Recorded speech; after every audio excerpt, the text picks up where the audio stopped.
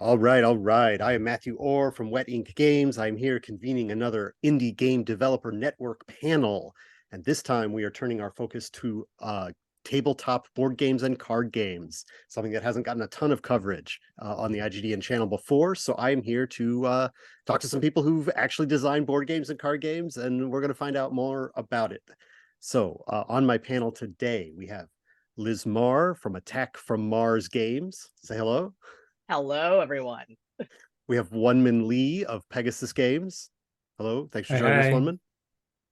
And we have Matt Fantastic of Forever Stoked Creative, coming in with a lot of experience, a wealth of experience to share with us, I'm sure. I mean, did you just say I'm old? I feel like that was maybe. You I can learn know, a I know, lot quick. I know. You I'm don't have probably to the be oldest one on old this to have learned You're a call. lot. wise. Well, thank you all for joining me on this discussion. And I really wanted, I've just given you the briefest of introductions, so I'd like to go around and hear a little bit more about each of you and the projects that you work on. And I don't start at the beginning. I think my question is like, when was the moment that you decided like I need to design one of these things? So like you don't have to say the whole story of how you got into being a gamer, but when was the transition about like I can do this, I can make one of these, and then that'll kind of serve as a broader introduction of you. So anybody that wants to take that, go first. Tell us. Mm-hmm. I'm going to call on someone if somebody doesn't volunteer. Here, I'll volunteer. Well, it's weird because like the first board game that I actually designed, um, I guess I did what you shouldn't do is like design the game first and then find out if it was made or not. Mm. And like I wasn't anywhere near the board gaming industry. Like I was a fresh born baby when it came to board games. And I spent like months making this game and I go, I should really look and see if this game has been made. And it was it was a game that was already made. So I was like, oh no, but that was like a lesson learned. And then I started like digging deeper into game design and game development. And then I was like, this is awesome. And I just fell in love with it. And here I am now. Here you are now. Here you are now. Yeah.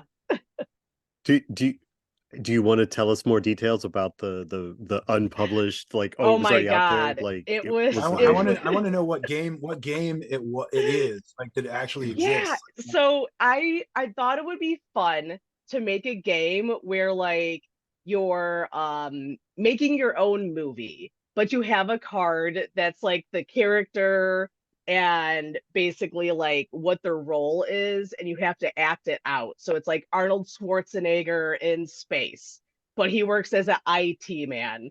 So you gotta like do an impression of Arnold Schwarzenegger on the moon, try and help someone with IT. And then people voted if it was like good or not. I mean, But I forgot what the game's name is, but it was like right there. Like I think there was like one thing that was different from the game that I was designing, and then I was like, you know but what, hey, it's one thing not worth different, it. that's a new game. You Yeah, could still publish it. You can still publish it. I mean, All I'm pretty right. sure you just have to write dirty words, and then you'll sell Oh, millions of yeah, copies. right. And become that's rich. yeah, So, that's the secret. uh, The Yeah, you would. NSFW version. Right. Yeah, like I went from that to like writing a game about like dares and a Ouija board and like the devil. So I don't know. Matt or Oneman, what is your like inspiration to get started in game design? mine is like a forever thing, I guess. I grew up in a nerdy family that played games, and it was a big deal when I got to join the family D&D game. And so, I was making game stuff since I was, able to make stuff. If that makes, none of it was, it was all kid, it was all little kid stuff. But I think, and then I guess, like when I was we were in maybe, I don't know, high school, maybe after high school. I don't know. We were doing stuff like you remember Fireball Island? Oh, yeah. Oh, my favorite game. Sorry, I got really So excited. we loved it. Well, so we loved it so much that we built a like mega version where we took like we started with like a 4x4 sheet of plywood and then used like mesh, stuff, and like did like, This, scene building type stuff, and built this whole giant, with different, different paths and extra stuff and all Oh my this. And we God. ran like, piping for like the, the marbles coming out. And, so we were doing, I've been always making stuff in terms of, it being like career-y type stuff for me was definitely later. I mean, I was doing other things and then started like kind of working conventions, and then I should really like make games for real. And then it just slowly becomes the thing you do, I guess. what about you, Wonman? What was your end? Yeah, I first started, I was really burnt out of coding and doing developer work as my day job. So I once read this Reddit AMA about some couple from Australia who quit their jobs to like make board games, and they like made a full-time job out of it. And I was like, wow, that's very interesting. I didn't know that was a thing. I knew board games were a thing, but I just didn't realize that that was like a possibility. So I just started out kind of like seeing, is it possible for me to make a game, right? So I think I made the mistake of like designing the game that I want to make, not necessarily a game that would make me money or successful. So yeah, so and then it just kept going, and as Matt said, it just one day I just found myself like chugging along down this path of like making a game, and suddenly here I am making my second game. It's very weird how that works. Right, one step in front of the other, and now you're like gonna It traps you. Yeah. well, so what so I obviously I'm probably gonna say this a bunch. I'm gonna try not to say it too much, because I've not designed well, I've not published a board game. I've probably designed some. I do remember you would draw the roll and move game on the inside of the manila folder, like your Candyland path. And Oh, totally. I have designed a game, but like nobody wants drawbridge, and that's second grade Matt achievement. But my point is that I come from like RPGs more, where it's like usually you're not thinking at least for me, I'm thinking about like stories first, but like board games from the outside, at least for me, seem to be so much more about the mechanics. Like you've got to put the things on the table, or you've got to think about moving things from here to there, or like there's not really too many role-playing games that involve like a dexterity aspect, but there's a whole genre of board games like that. So I'm just saying that as like from my own point of view. I don't know how you make them. Like, where does it start? Does it start from story? Does it start from mechanics? Does it start from like a setting? Like, what can I do with this IP? Like, where does it start for each of you? Like, as and I'm sure it's different for different things, but like different times. But like, what are some of the processes that lead? What are some starting points that you can share with people who are looking at this, thinking about maybe they could do it? I mean, my biggest thing is having a lot of ideas is really important. So I did not do it for the last year plus, but I started again. We'll see. We'll see. We'll see. I mean, I guess now I'm announcing it, so I have to stick to it. But I do a concept a day. And so every single day I come up with a new something.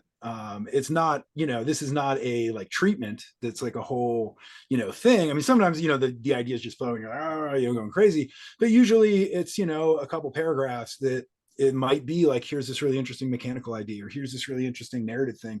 A lot of times games start with a fun name, and then it's like, oh, that should be a game. What does that game look like, right? And that moves a lot. So I mean, I think for me, it's just having endless ideas, because eventually one of them you'll be like, that's a great hook. I am gonna like try to make that.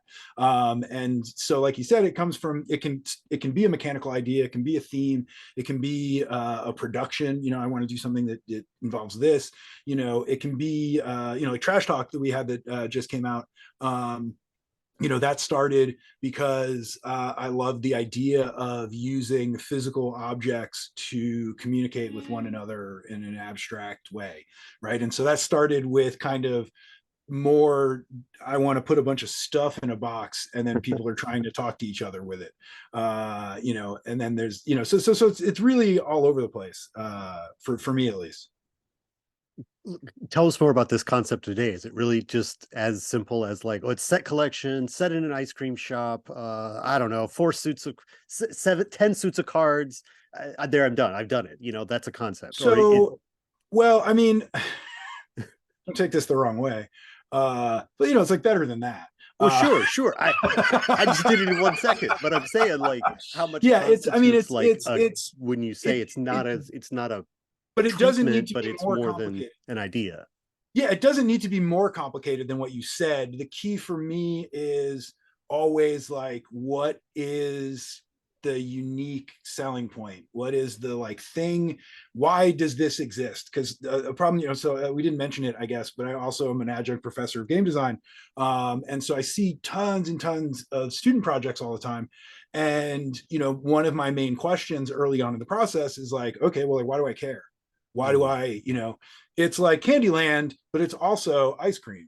And it's like, why don't, like, I like ice cream, but Candyland. Yeah, like very who cares, simple right? game. So the what makes a concept to me in the concept today level of stuff is like, what is the hook? It's basically come up with a hook, and then whatever ideas you have around that hook, just get them out, and then you go. So it's the number one question is why, like, is this, and I annoy everyone because, like I said, I've been in playing games and making games for a really long time, and playing for my whole life with a nerd family, so I am the one who people show me stuff, and I'm like, yeah, I mean, this is like exactly this game that came out in France in 1998. It's called this. Like, it's a little hard to get now, but then it got republished. Like I'm like the ruiner of like, no. This is this other game. Like, Liz would hate me because You've played them all. Well, there was a time when it was a lot more reasonable to do that. These days, there's so many games coming out. 20 years ago, I feel like I had played most of the like, known stuff, even hobby known stuff, and import whatever. But now, man, I'm happy if I learn a new game a month. For either of the other two of you, what's your sort of like, I mean, if you have a typical process or just sharing any sort of how you got started on a game, what are some of the other ways, Ian, I was gonna say, I do like theme first, like a story. Like, what do I want my game to be about? And then I think of like, what is the issue in this? Like, I create games where what do I want to accomplish by this? Like, what's cool with this thing? What's going to match with the thing that's going to be fun for people to play and also fun for me to make? And then I go from, okay, like, I'm going to make a card game. Sweet. Has to do with a devil. Awesome. What do I want it to be? Dares. But it's got to be more than that, because, I'm not going to just do like a random party game that really has no like, elements to it. And then I just kind of feed and build off of that. Like, I got a game that I was designing, and it's a marijuana themed game, but then marijuana became legal, and some elements in that game makes no sense now. So I had to put that on the back burner and figure out like how to redesign that. But it was honestly like, I want a weed themed game. Well, what's the problem? Okay, so a bunch of friends run out of weed, so now they got to go get some. And then what do they want to accomplish? And it like feeds off of that until I start like kind of layering it, and then I actually start making the game. Sure. One of my first designs as like an adult, there's this game called Grass, and it comes in this burlap sack, right? And it is itself basically just a ripoff of Milliborn. But I decided I was going to rip off Grass. And so the weed game thing, weed games are great. They're awesome. Have you ever seen, so we did Stoner Parking Lot. Came in, this guy, this was packaged. I do these weird little short run stuff. So this was Stoner Parking Lot. It came in they came in these little paper bags. That is awesome. Yeah. Theme. The packaging fits the theme. Yeah. Right? Yeah. We put those together when I got there. It launched in the first release was in Germany, and so like I brought everything in like it all came disassembled, so there's like a big bag of bags. And then when I got there, we were like putting it all together because we didn't want to get into trouble with the authorities. Sure. Yeah, they're gonna confiscate that. It's just a game, exactly. I swear. Exactly. Wondering what's your typical route in for a game design? Like where are some of your starting points? Yeah, so for my first game, it's technically mechanics first, but if you take a step back, it was actually more of a weird thing where given my circumstance at the time, or like my mindset, I had just quit my corporate job. I hated working the 9 to 5. I was burnt out of coding. I was like really, tired of like really boring corporate stuff. So that was my mindset going into making my first game. And I knew that I wanted to make something that was more relatable to like the average working person, right? Something not sci-fi, something not fantasy, something not, like all like it's very played out. It felt very played out to me. So I wanted to make something that was relatable to like a person in my shoes, who just quit their job, who, is just like a working millennial. So that was the kind of mindset that I came at it with. And at first it was very all over the place because that's not really a direction, right? Like something that everyone that works will enjoy. Like that's not a theme, that's not a mechanic. Like who's gonna vibe with that, right? So it took a lot of iterating and a lot of playtesting to eventually land on the corporate theme. For Liz and Matt, I don't know if you know my first game. It was called Welcome to Sisyphus Corp, and it's like a cutthroat corporate themed game where you are literally racing around the office in like this literal rat race for the promotion. So obviously, at first it wasn't that, but that's where that theme and the mechanics of like racing and like the tile placement and like running around the office, all of that came from my mentality at the time. Yeah, it seems like it is. It does.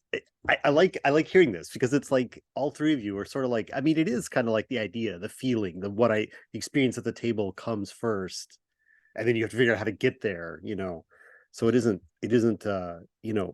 that far away from role playing in a sense.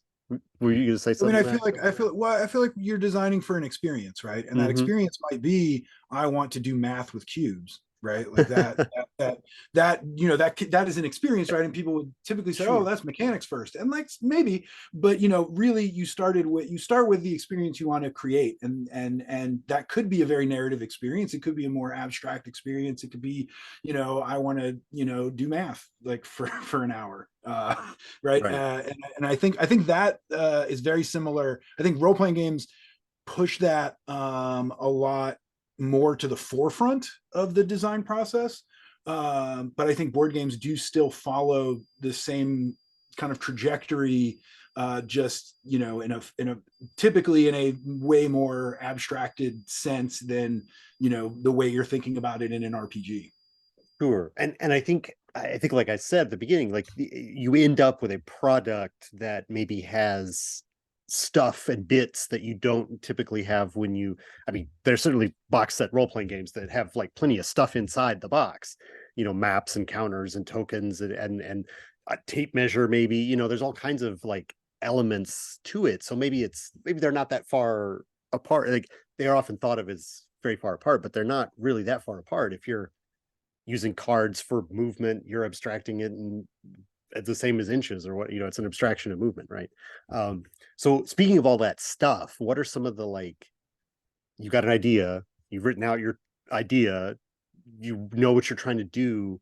What are some of the intermediate, how do you go about the next step? What are the next things? Like, do you make the stuff first? Do you try and write some rules first? Do you go through like sort of a process where you're like, it's going to be like this game at the beginning, but then this game next, and then you've kind of like, everybody knows those games, great, let's do it, you know? Like, how do you, I don't know, like, I mean, there's obviously yes and all of these things, I'm sure, but like, tell us what some of the actual design process happens. Like, how do you iterate on, once you've got started, how do you go next steps? Like,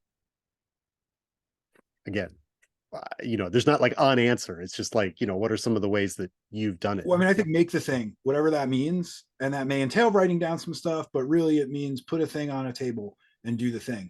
Or in an RPG setting, it's like, well, I wrote down some notes and we're going to do a thing and I'm going to see what Right. happens. I'm going to, you know, the rules are in my head, right? You know, it's a little looser in RPG potentially, but you know, in the board game space, it's, you know, put something on the table and then it's going to be a disaster and that's great. But like, until you have that disaster, you know, it's so much, all of it really is an iterative process, right? And the sooner you can get to a place where you are able to iterate because you have something on a table and you're seeing what's working and what's not, the much better off you're going to be. And that's where progress really happens, is when you're trying it and doing it and seeing how it works. Because it's just, you know, even a simple game, it's incredibly hard to sort of model in your head without seeing people. And then especially when you get other people, they'll immediately start doing stuff that you never thought anyone would do and totally breaks your thing. And you're like, well, okay, great. Like, like awesome. Got to fix that. Right. So for me, at least, it is, how quickly can you get it to the table? We do a lot of play tests with just like decks of playing cards and a marker that we write stuff. We do a lot of really quick, you know, just grab this game and that game and then take this other, you know, other thing. Right.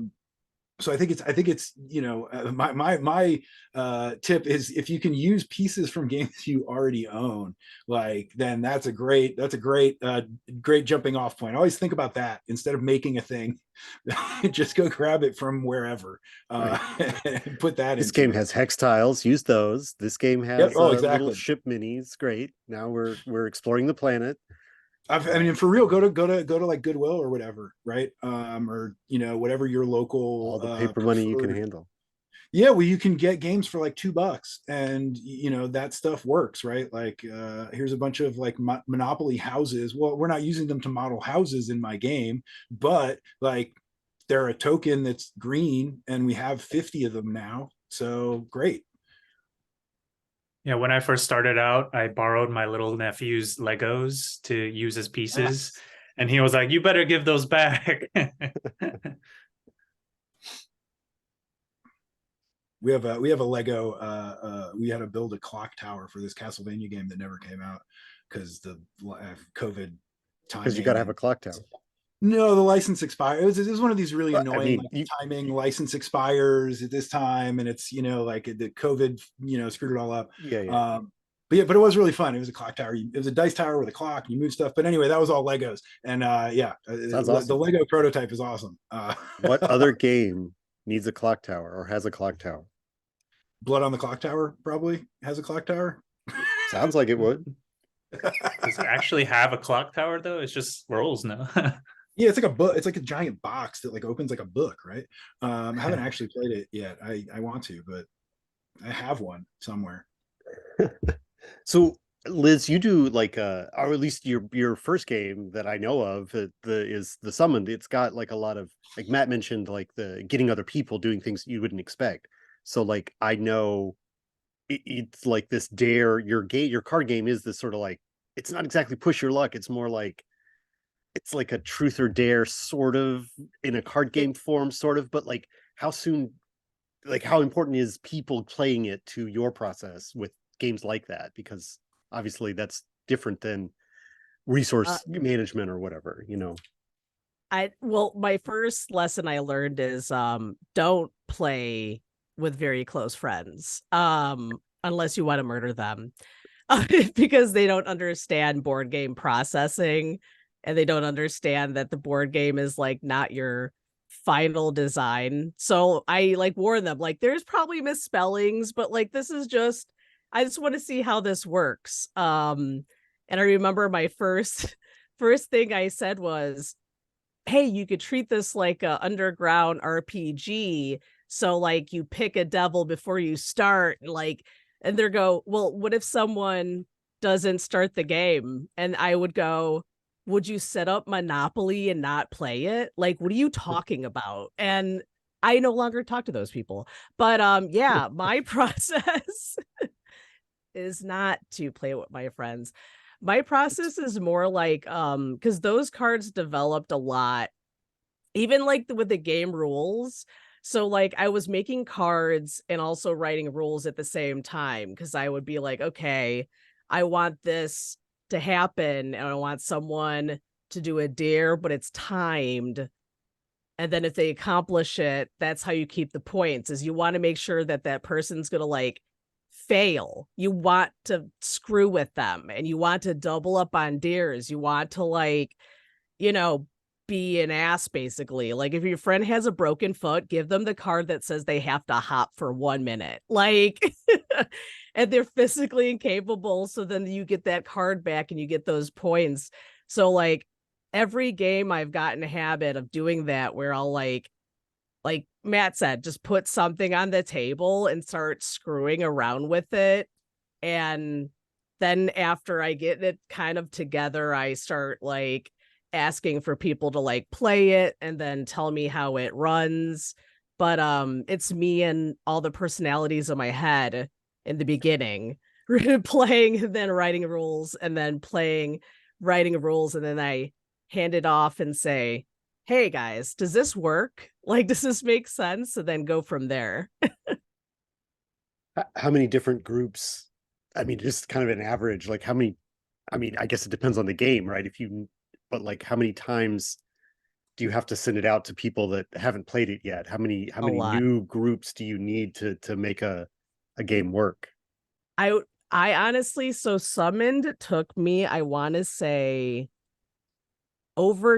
we played it over 20 times. I want to say we played it 30 times, but that's because there was a lot of elements to it that I was having an issue with. Like I was like, something's missing in this game. It just seems so empty to me. And then when I was playing with people, I saw their reaction to how they wanted to play. And they were like, hey, like, can I do 2 cards? Like, can I stack my cards up and really screw with them? Or I didn't know how far people would go either.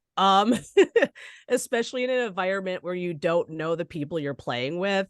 And then I'm like, no, people love to really screw around with complete strangers and they have no shame. So I'm like, okay, let's add this as like a rule in the game. Like, this is how we're going to play it now, because that's what makes it like funner. So I just like witnessing people also playing it. But yeah, it was about like 30 times playing it, 30 different groups. Some of them I had people come in that played it before, but like I really wanted to see how it would play out with like complete strangers. Because I don't want to make a game where like, you know, you want to meet new people. You want a game that's going to be able to like, you know, invite new people, and then you have to emotionally scar them. All right. I'm going to change the question up a little bit. I want to direct it right to you, One-Man, because I know the next thing that I want to talk about is like, obviously we're moving through these topics very quickly, but we do want to talk about like actually making the product, right? Like there's the game and the idea of the game, and it can be made out of like note cards and Monopoly houses.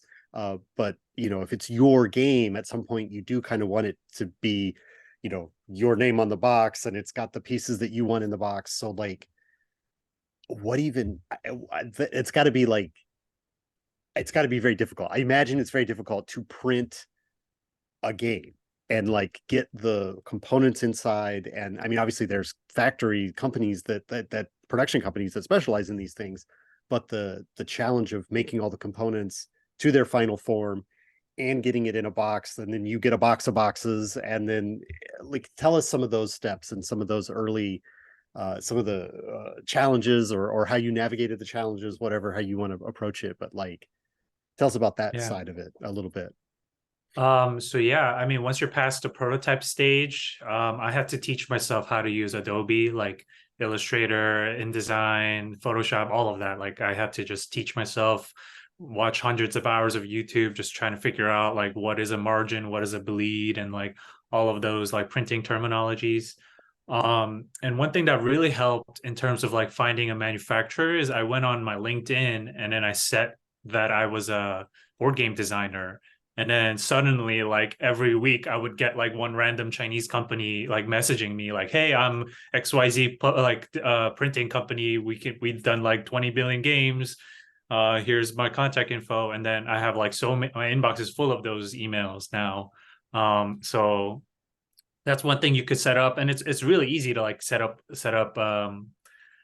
to get like a quote from them in terms of like what you need. And then some of them are really helpful, like they even like guide you through the process, and if you have any questions, like they're eager for your business, right? So any like technical stuff, like what kind of margins you need for your printing and all of that, like they're more than willing to help you out, because you'd be their customer, right? And another thing is, for me, I personally lucked out because my parents, they own a printing company, not a board game printing company, just a regular printing company. Like so I was able to move really fast in terms of prototyping, and a lot of the concepts I already knew about for printing. So for me to get a decent looking prototype that like photographs well, that was really easy. It was almost like a cheating like shortcut, but that was one of the reasons why I even went into board game design, is I thought it would give me a slight competitive advantage. Yeah. Something I would put out there is really think about what it is that you want out of this, right? The biggest question is, are you looking for a career, or are you looking for, well, it's a fun thing I do?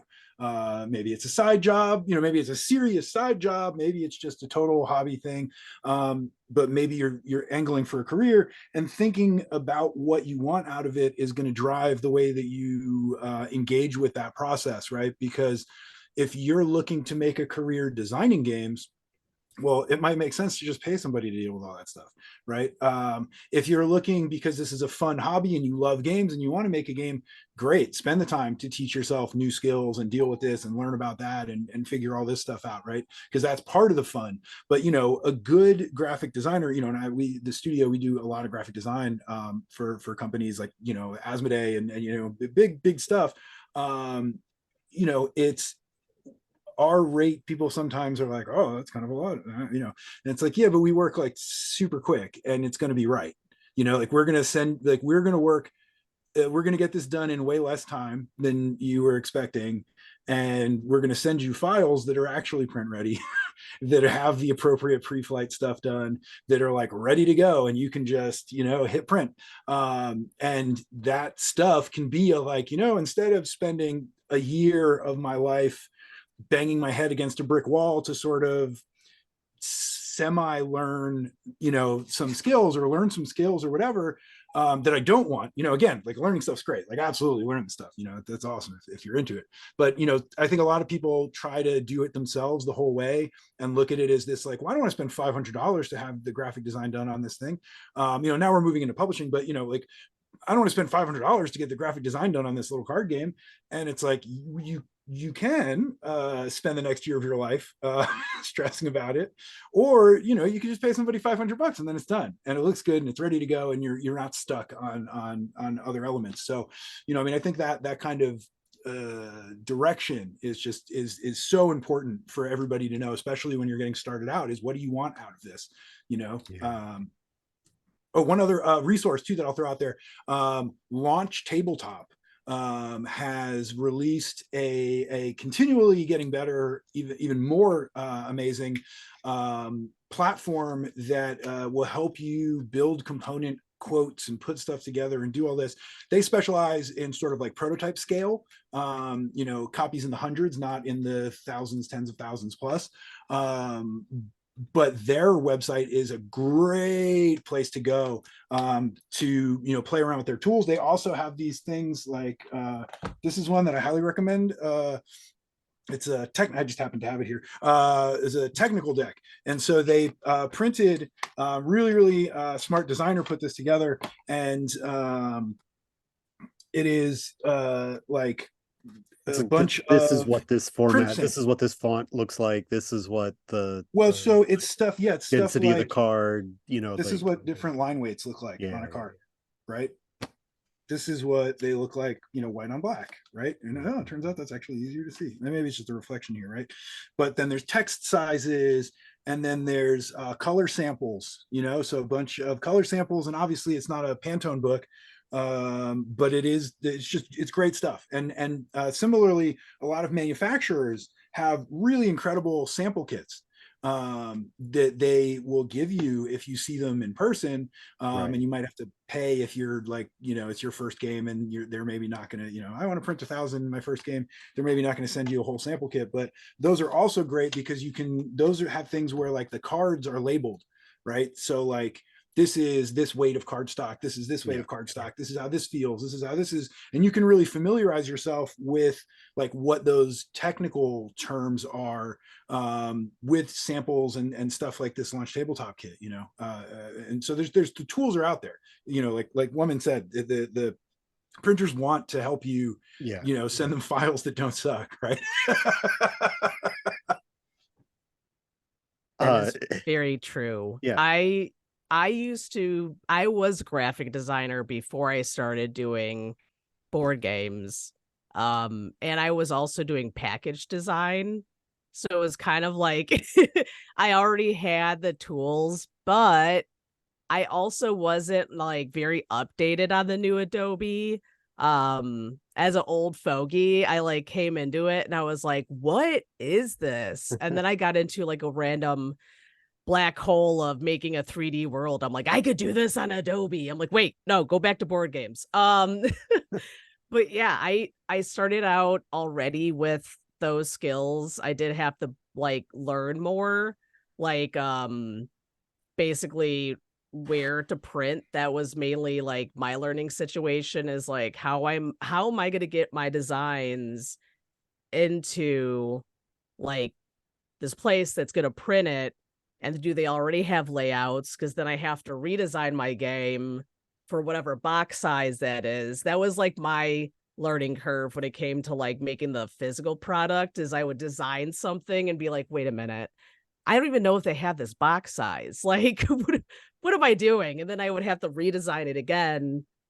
And then I thought I was going to get fancy with the cards and the different textures. Like, I wish I had a little like kit that would show me, because then I like paid extra for like I forgot what they called it, but it was like the worst texture on my cards. And I'm like, I'm never going to get this, but I already spent all this money on these other copies. I'm like, damn it. Okay. Lesson learned.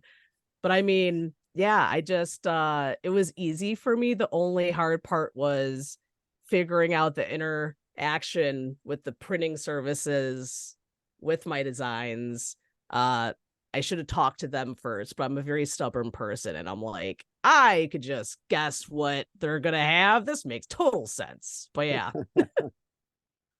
So this is one I just grabbed because I have a bunch of different companies, but like to show an example of what this is a particularly nice one too. This is Nimbo Isar. They're great. They print really good stuff, but you know, I got this like I said, this one is particularly nice. But you open this guy up, and I'm going to try to not dump it all on the floor. But you have like, this is a top thing, and it has all kinds of different, dice and plasticky components. And then, you pull this tray out, which also serves as a, like, what is a vacuum form tray? Well, that's what it is, right? And then, you know, you have all kinds of different printing samples. You know, this is a little book that has a bunch of different paper weights and finishes. You know, you can see what their traditional wrapped, you know, boards are, and that's what that is. And, you know, and all this stuff is just so helpful, because, you know, you can pick apart games you own, certainly, but knowing what you actually want is like a game changer, you know, when you, because one of the first step typically is going to be sending an RFQ, and, you know, request for a quote, and that's to get a price. And they're going to say, well, what do you want us to make? And you can't say, you know, cards, like, because, you know, there's a lot of different ways you could do that, and a lot of different price points and a lot of different finishes, you know. And so, you know, just having stuff in hand that you now know, oh, this is what, you know, 300 GSM cord cardstock feels like. Great, now I know, you know, this is what a linen finish on said cardstock feels like. That's what I got, the linen finish. Oh, it was horrible. Some people love the linen. Some people, it's considered a upgrade. But I also I'm not a fan either. But it's got texture. You can feel the card. That's what I thought it was going to be helpful. And then I was like, no, it just makes it look weird. I don't know what the hell I was thinking. Well, obviously those things are, you know, there's not like one answer, right? It's like, what's the best cardstock? What's the best texture? What's the best color palette? And the prices that you want to pay, and like, and all that kind of stuff it's hard to do that. I'm always an advocate for like getting the game you want, and then that's the price it's going to be, and then you have to figure out how to get that price, you know, raise those funds. And we're not going to talk too much about crowdfunding, but I do want to switch a little bit and talk about sort of that promotion thing. I mean, and obviously crowdfunding is a huge engine of self-promotion in and of itself. Like there's how many different crowdfunding platforms now, but okay, so again, we're moving extremely quickly through the process, but like you've made these choices, you've had a quote, you've got a thing, maybe you've got products to sell, or you're now out there pitching the game to potential backers of your product. What are some of the venues, the lessons learned about that promotion side of it, right? From now this is the thing that we've made all those choices. It's going to be this number of cards. It's going to be in this size of a box. Here's what the cover looks like. You can show it on you can set up a QR code to send people to a website that has like a picture of what it's going to look like. But then what? Like, what kind of stuff is out there? Do you play the game at the local game store? Do you make an actual play? Do you put it on the YouTube channel? Like, I know, Wonman, I wanted you specifically for this because you're kind of you're like the hardest working guy I know on the like promotion side for board games. You're just always out there.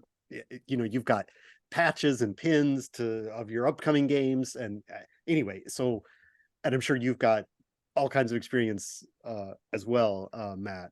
So anyway, how do you promote a game, especially, you know, when you're not Hasbro and you know that you're going to be putting it in Target? Like that's sort of like a given driver. But if you're not at that scale, like what are some of the other ways to get the word out that you found successful? Should I go first, or please go ahead? Okay.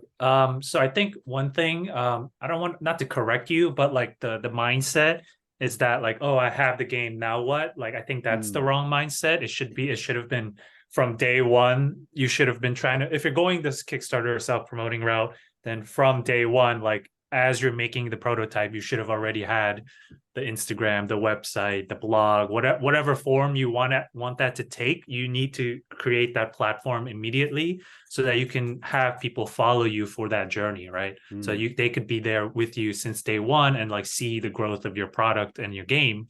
So for me, I made a website because I had a background in web dev, so that was easy for me. I made a blog.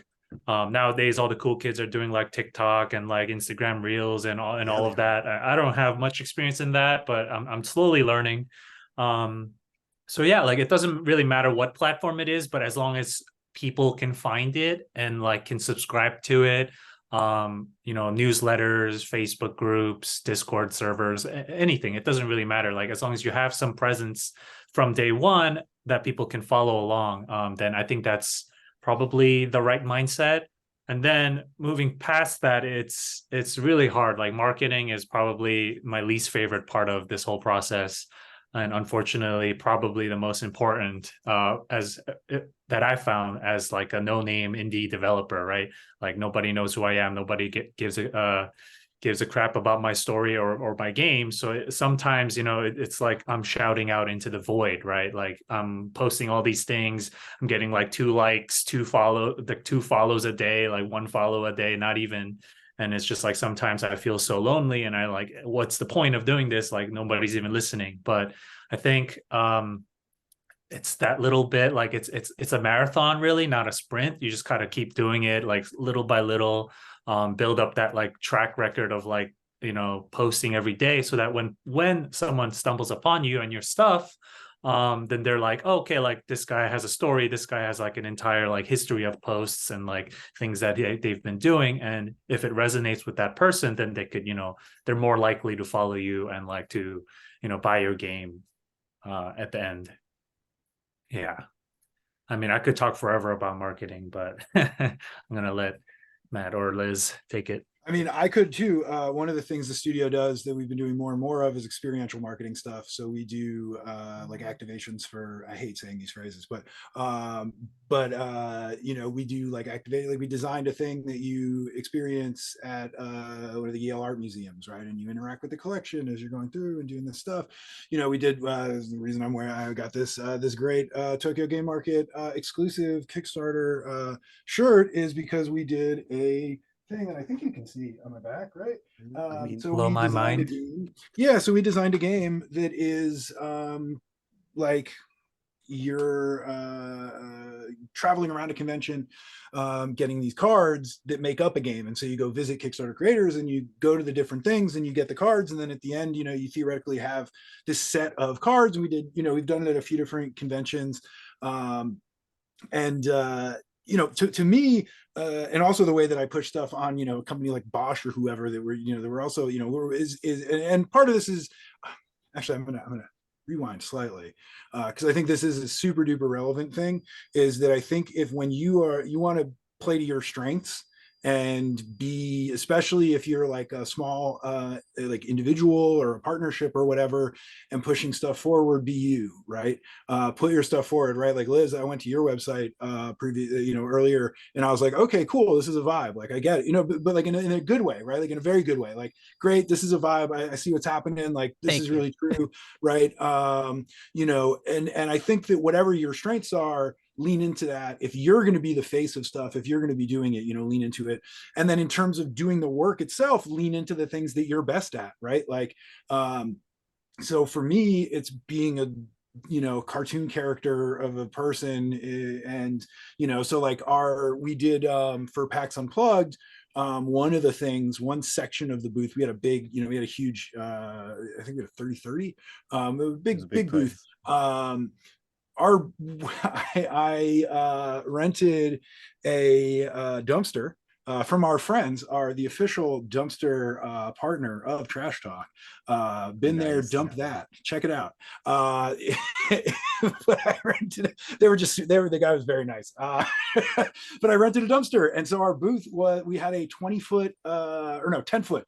It was a 10-foot by 7-8 foot dumpster that we put demos in. And so you'd walk into the dumpster, because it was one of the door ones. It was big enough that it had, you know, the door so you can wheel stuff into it and whatever. And so we just opened a door and you'd walk into the dumpster and demo games in the dumpster.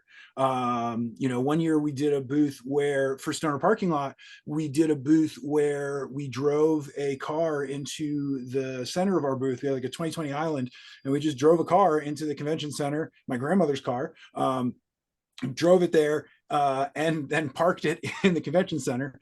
And then, you know, I got a fog machine and put it inside, so it was like billowing smoke, and was just playing like cool records all day. And we sold games out of the cash wrap was at the trunk, right? And so we were like selling games out of the trunk. And so that kind of stuff gets attention. To me is the biggest thing. Whatever method you're using. I was at PAX. I noticed the giant dumpster for sure. It's hard to miss. Yeah, and especially as a smaller indie, like, why do I care, right? Like there's a lot of people making stuff, right? There's a lot of people that want to make games, or this is their first game, this is whatever, and that should not be discouraging in any way, but just it means that you need to have a hook, you need to have this angle to kind of how are you getting that attention, right? And because there's so many things to distract people, so many other things they can be looking at. Why do I care about your thing? I agree. I was very broke when I'm assuming a lot of people are very broke when they start this. And it costs money for people to play your game, to do a review on it.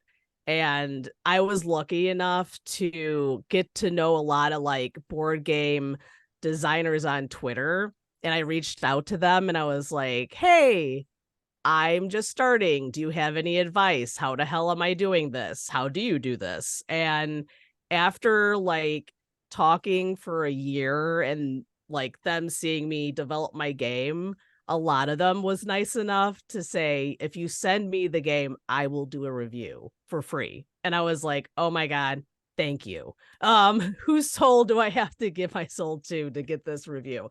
But I mean, and then I just realized, like, I don't have money like for influencers or for like bigger board game names. So I started using my face because I was like, hey, people said you have the voice for a DJ. And I said, I should use that. And then I had a lot of awkward videos in the beginning. Like if you go early into my YouTube, it is like I leave the embarrassing videos up so people could see like start to finish. Like my beginning videos was just me sitting in my weird living room being like, today's update on my development of my board game. And it was like, I wrote a few cards today. It worked out. Thank you. Until next week. And it's like, what the hell? Like, it was so long-winded. I was like, wow. And people started watching it. It's almost like if you keep annoying people, they'll start seeing you. And I think that's how my whole career has been, is like, I just keep being like the annoying person in the background, like, hey, I'm going to be weird and sell my shit. Like, buy it. And they're like, who the hell invited? Okay, fine. Like, let's watch. But like, if you are not afraid of the camera, like, use yourself, you're selling your game, you might as well sell your soul to the social network devil, you know what I mean? So you said who invited. So my hot like IGDN like special secret advice is sneak into every party you can at a convention. Yes. Just show up and be there, and then pretty soon you're part of the furniture, and like of course you're invited. Like, well, of course we they see you at the front door. I mean, it's a funny story that there were years where we would jump a fence behind this bar to sneak into a party in Essen every year, before we were anybody that would be getting invited to said parties. And so so the hot tip is like sneak in everywhere. You don't have to be invited to show up and make a spectacle. Word of advice: break in. Yeah, well, no, but not break in. The bouncer will just throw you out. It's not a criminal offense. You can't. I mean, that is a good thing. Like there is sort of like you go to these parties and they're like at public places and they're checking the door for like the first hour, and then the people who were invited are all there, and so anybody else can just come to the restaurant.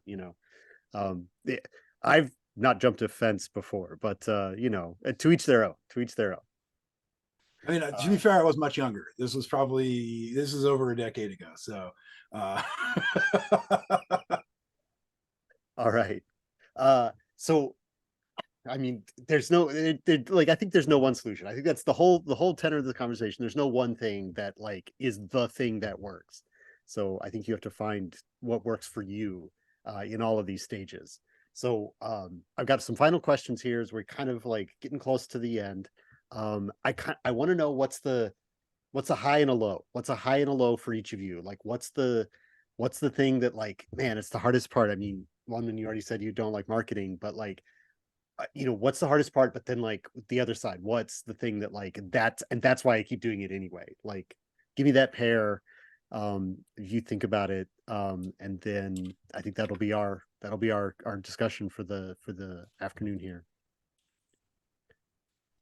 I can go first. So I'm going to start with the low. So my second game, Love, Career, and Magic, I actually launched the Kickstarter for it about a little more than a year ago in its previous version. And it didn't do well. It didn't fund, and I had to make the difficult decision of canceling it.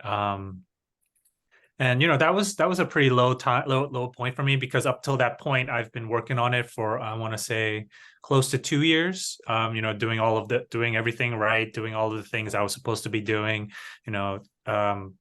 And like Liz said, like I was really broke too at the time. So like it was basically to like, do I pay for this influencer to make a video for me, or am I paying for groceries, or am I paying for rent? Like it was like that type of level. Thankfully I'm not like that anymore. I have another full-time job now, which is another story. So anyways, that was a low point. It was I felt like I put a lot of my like soul and like heart into the project for it to fail and like not do well, because of not necessarily because like the game was bad, or like it was just like a lot of different reasons. I have no idea. So that was probably the lowest point. And then I want to say the highest point recently has been, I also went to PAX. I was part of the IGDN booth that they had, and one good thing about that booth was that it was outside of the expo hall, so it stayed open even though the expo hall closed at 6. So that was kind of like a double-edged sword. Like I would have to work much longer hours, but it was also really rewarding because I was constantly getting demos of my game, right? Like there was so much traffic. Like there were too many people wanting to play my game, and every single person that played my game like left smiling, right? Left taking pictures, left with taking scans of the QR code. Like I got so many followers and so many happy people, like all saying that they love the game. And that was reminded me like, that's why I do this, right? I want to make people happy. I want to entertain people. I want to make something that provides joy for other people. Yeah. Great, thank you.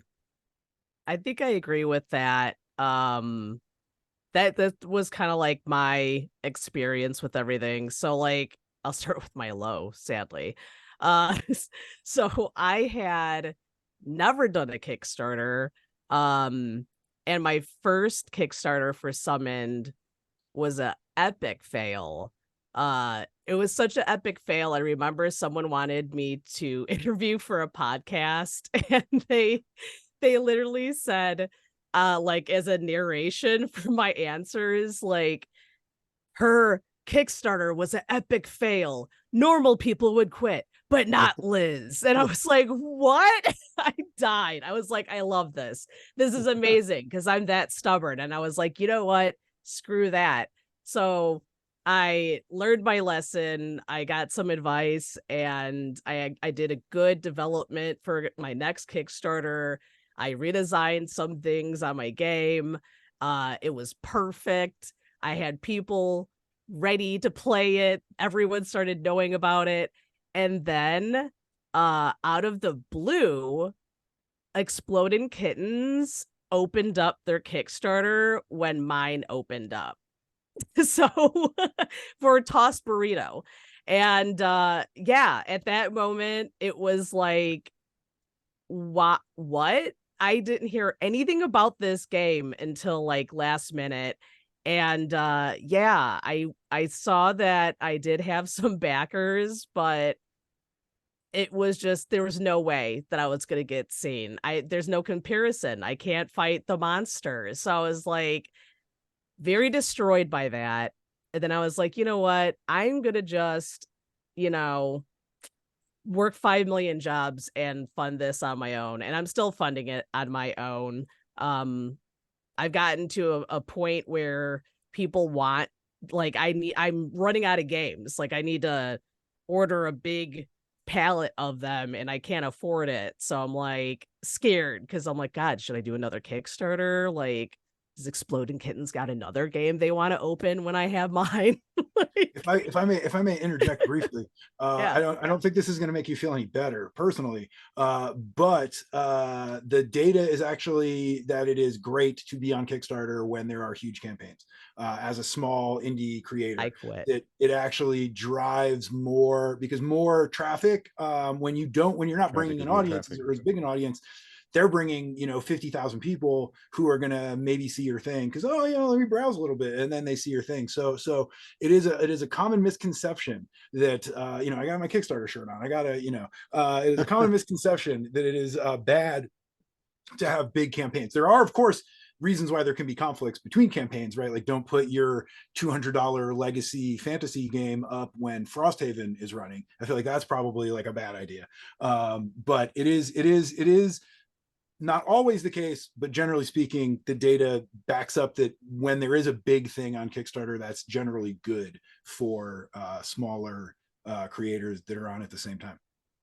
I also didn't burn sage that day because I just have bad luck. But I did move it. I moved it to because people were saying, like, even though you didn't fund that amount, like, they still wanted it. So what I did was I moved it to not Indeed, the other one that if you don't fund, you could still get the game. Yeah. I did it that, and then everyone got their game, and it was just better that way. But yeah, that was just a very confusing time for me. I was like, what the hell am I doing? I don't know about this Kickstarter thing. Yeah. But I want to say the height of everything has been, honestly, listening to people playing my game and liking it. So I also run a board game cafe. Because during COVID, me and my friends, I was like, well, all the board game stores are closed and people are going to markets. Like, what if I bring a board game cafe to these markets to help you and myself sell our games? And it's worked out very well. But I've had a lot of people come up and they're like, hey, like, I love that game Summoned. And I'm like, really? I know the person that made that. And they're like, what? I go, yeah, it was me. It was me. I not only make donuts, but I make board games. But yeah, I mean, when I hear I had another industry friend do a TikTok live and I donated my game and I saw that a bunch of people have already played it and they were like, it was my first time that I didn't have imposter syndrome.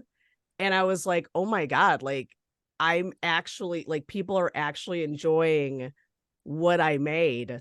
And then of course I like went in tears and I'm like, thank you guys so much. But after you sell your soul to the board game gods, and you work hard on a game and you see people enjoying it, it's like, it's just so rewarding.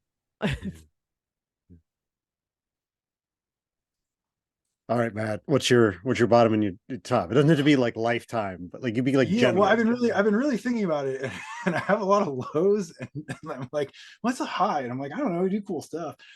So my high, I think I'm gonna kind of cop out on my high, and just say that I feel just even on my worst days that I'll get to in a moment, I just feel so fortunate that I've been able to create a life for myself where I get to make games with people I think are awesome and travel the world, doing that, right? Sure.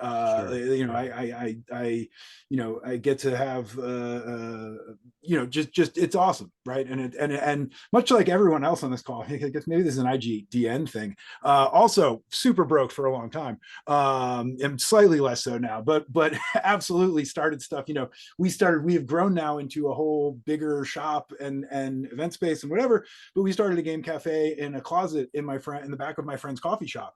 And basically we took, like, it was a big closet, it was like a walk-in closet, and I moved my game collection there basically, and you know, had no money, and from there we've turned it into this whole thing and have, you know, it's amazing. And I just feel like for me, my highs are really at this point in my career in life, you know, because I mean, of course I remember like when my first game like came out and it was on a shelf, right? The you know, like, oh my God, like this is really cool, right? Or you know, I did an X-Files game and I loved the X-Files growing up, right? And it was like, I got to do an X-Files, you know, like there are definitely like high moments, but overall for me, it's really just that this is what I do. And that's just kind of awesome. You know, so you know, I think just making stuff for a living is great. And then lows, you know, I mean, I just had a thing get canceled that really bums me out. That's complicated to talk about. Not canceled, I guess. I don't know. It's complicated, but like canceled stuff is what kills me the most. You know, the aforementioned Castlevania game that was, you know, and through stuff that's through no fault of ours, right? Because even when I have a Kickstarter that underperforms that we did or something like that, it's like, well, let me do this better. Let me do that better. You know, let me, you know, how can I fix it? How can I, whatever? There's a way to move forward from it. Whereas stuff that's kind of like, well, you know, the Konami guys are kind of dicks and it's COVID and these guys are, this thing's falling apart. And so like, they're just not going to renew the license in time. So like, that's done, right? Or, oh, well, you know, this thing happened and literally nothing to do with you or the work or whatever. That canceled projects are you know, there's a few that have really, we did this whole ass big Disney game, built this whole world. It was great. We got permission to do like world building, almost like an Epic Mickey kind of thing, and all these things, whatever. And then, you know, that collapsed because Mondo sort of had some problems because of you know, COVID-y stuff mostly. You know, I mean, they're owned by Alamo Drafthouse, which is a chain of movie theaters. Obviously, during COVID, a chain of movie theaters is not operating at full speed. And Right. Mondo, you know, kind of Mondo Games got kind of like subsumed, but then now they're sold off to Funko. It's a whole thing. But you know, Funko did not want to put out our Disney game. They did not appreciate our take on Mickey Mouse, I guess. But but you know, yeah, that's the worst, is the exciting thing that then doesn't. Yeah, it doesn't even get a chance to be in the market and see if anyone likes it. Well, isn't Yeah, isn't the Mickey Mouse going to public domain this year? Only, that's very only complicated. Steamboat Willie. So Steamboat Willie, Uh, the recording of Steamboat Willie, and I think there's actually a second one that is also Yes, that the also silent dropped. version of the second cartoon, Less, which is an yeah. airplane related one. Yeah, but not Mickey, because that Mickey falls under trademark now. You know, like Right, Disney is, Mickey is maybe you still could pivot to trademarked. Steamboat. well, if you've watched a Disney movie, and especially an animated Disney movie in the last, you know, 4 or 5 years, they changed their stinger at the front to have Steamboat Willie. So it's like Walt Disney, and it's like burp, burp, and he's doing that little whistling that little tune, and that's like their, you know, and instead of like the star going over, or the, you know, the Universal, you know, whatever, now it's Steamboat Willie whistling, because they were like, man, we are gonna hold this It's as now a tight. trademark and you can't use it. Every angle we can come up with to sue somebody so that they're not using Mickey Mouse, we will be doing that. Yeah, definitely. You have to get permission to use Disney stuff for sure. So I heard a story of a dude getting fired. He was an artist, got fired off a project because he was a freelancer on a Disney project, through a third party. A third party was actually making the thing, hired some illustrators. This guy was one of them. They discovered that he had done a bootleg Mickey Mouse thing 20 years ago, and it was like on the internet, and they were like, yeah, that guy's fired. Wow. Like, you need to fire that guy. He does, you know, the end. Mickey Mouse is terrible. Yeah, the mouse gets his cut. That's what we're learning today.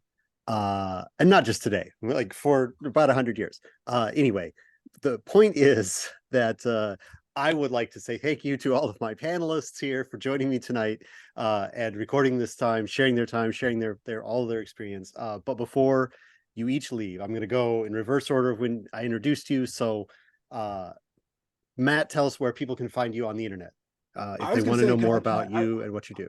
I'd like to do a quick plug for a couple of resources that I think Sure. are really useful. Absolutely. So I want to shout out Unpub, UNPUB, so like unpublished. They're a wonderful organization that does like playtesting events and networky stuff, and it is like a fast track to getting your game in front of publishers and improving your game and connecting with other designers. So Unpub is amazing. And they have physical events, they have remote events, they have just kind of like a Discord server and all this kind of stuff. They sponsor events at a bunch of other conventions. Also, I think it's too early for you. Well, depending on where you are in your journey, it may be too early. But GAMA, the Game Manufacturers Association, also a great resource. GAMA added a creators division of the organization. So there's retailers division, publisher division, whatever. Added a creators division. Somewhat of a self plug because I was elected to the board of directors as one of the creator representatives. So I'm there now doing that stuff. There's also a lot of great stuff. The tabletop mentorship program is also really amazing. With GAMA, Horizons Fellowship. Check out the Horizons Fellowship at GAMA. It's really, really amazing. Cannot recommend it enough. The people that have gone through it have done really just incredible things, right? Like somebody started as a Horizons Fellow and now most recently was the Game of the Month at all Barnes and Nobles nationwide. That was like extra promoted and pushed forward, and that is because they went through this program, and the buyer came over at an event because they were a Horizons Fellow. So GAMA Tabletop Mentorship Program is another really great resource. Highly recommend. And then that's enough plugging. There's too many things. Those are all great. I will put links to all those and things obviously the IGDN description of the video. course, but you already know that. Yeah, if you're watching this video, you probably already know about IGDN. And if not, there's more in the description of this video. Links to our website. But where is your website, Matt? Where can people find you on the internet? Yeah, so I purposely am somewhat of a mystery on the internet. That's fair. That's fine. Media wise, I love that I say this now because it's so stupid. But if you would like to connect, you can find me on LinkedIn. And if you want to talk about whatever, that's a great place to do it. You can also, it's not that I don't want to talk to people or hate people or whatever. I just don't do like a public Facebook or sure any of that stuff. Twitter. The what? So Matt at foreverstokecreative.com is or LinkedIn is the best way to find me. Awesome. Oneman, where can people find you and talk to you about your games or buy them or whatever on the internet? Well, it's kind of feels weird to plug my own stuff after Matt just dumped a bunch of helpful links. I think he covered a lot of good links. If you've got to be fair, I'm involved. To be fair, I am involved with all of those organizations to one degree or another.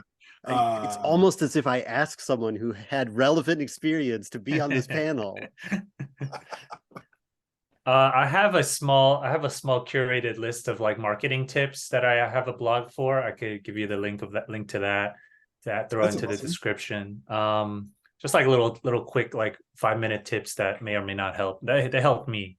In terms of games, I'm currently working on my second game, Love, Career, and Magic. I had this ready the entire time. Yeah.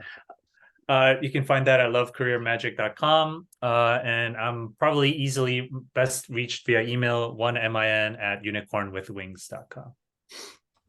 Excellent. One more thing people should check out in between, because you made me think of it. And this is not a specific one, but it is discover your local design community, right? So here we have the New Haven Game Makers Guild. There's, Boston Game Makers Guild, Philly Game Makers Guild. There's like New York, whatever your thing is, that guild started forever ago. But there are groups basically everywhere. And if there's any, you can start one, but find your local design group, because that is who's going to play test your stuff and have the worst opinions, and you're going to play test their stuff, and it's going to make you a much smarter designer because you're going to now be criticizing their stuff from a place of it being a piece of craft. So find your local design community, and if you don't know where it is, ask your local game store. They're going to know. I think the New York one is just called NYC Playtest. I'm in it. All right. Liz, any other advice, any other resources, or just yourself to plug? What do you got at the end? Thank you for being here. I mean, I'm on everything. If you look up Attack for Mars Games, it's MARRS because it's my last name, not the planet. We have our website, we have YouTube, TikTok, Facebook, Instagram. But if you are in the Milwaukee area and you've run into AFMG Cafe, that is my board game cafe. And we actually, I get a lot of people who are game designers. And when they approach me, I stir them to the correct way and where to go. So, and I've also met a lot of local game designers. So I'm trying to make basically like a Tinder for board game design. I'm like, I could match you with somebody. Like, Ooh. so if you're around Milwaukee, for sure. Other than that is it. You could also get my game summoned if you would like on any of those platforms. All right. Once again, thank you to all three of you for being here. Thank you for sharing your time, and I really appreciate it. And thank you to everyone who watched this video. Hopefully you found it useful, and if not, at least entertaining. Thanks.